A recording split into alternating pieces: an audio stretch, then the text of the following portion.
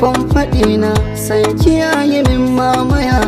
Ya bi ko ina ya rike so nake ki min maraba. Sunan ka ne a farkon faɗi na san ka yayi mun mamaya. Ya bi ko ina ya rike so nake ka yi min maraba.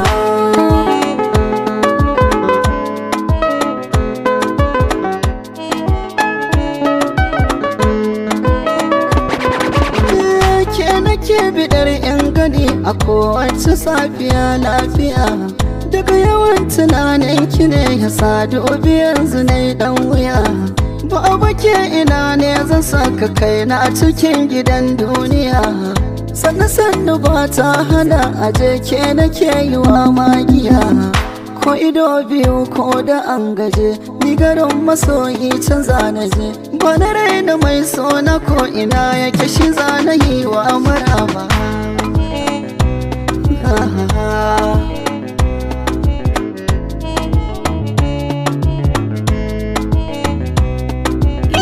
Ka bi ko ina ka rike a sassan jiki na kai mamaya.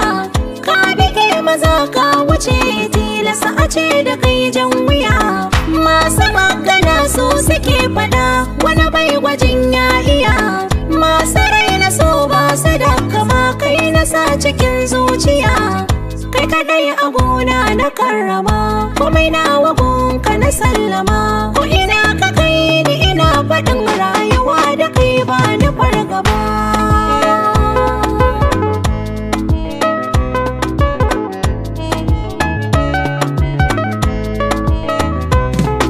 Hello masoyiya ya kike, fatan kina cikin farin ciki. Kwarai ina anan lafiya, kai ma zan so a ce haka kake. Har na ji zuciya ta yi sanyi, an jima gida zan ishe ki. Babu matsala amma ya nake jin kamar da mata kusan ka. A kanwata ce da kawayenta ne, kin ganni nan ma daka.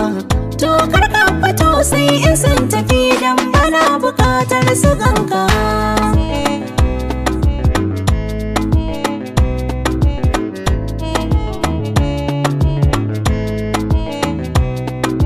Ke ce farin ciki na a duniya, ke na bar wa kaina duka. Na aminta kai za ka zama uban ƴaƴana mu dan mai maka. So nake ki min maraba, Na daɗe da yin marhaba. zana damu duk ran da babu ke. Ni ma ba a gane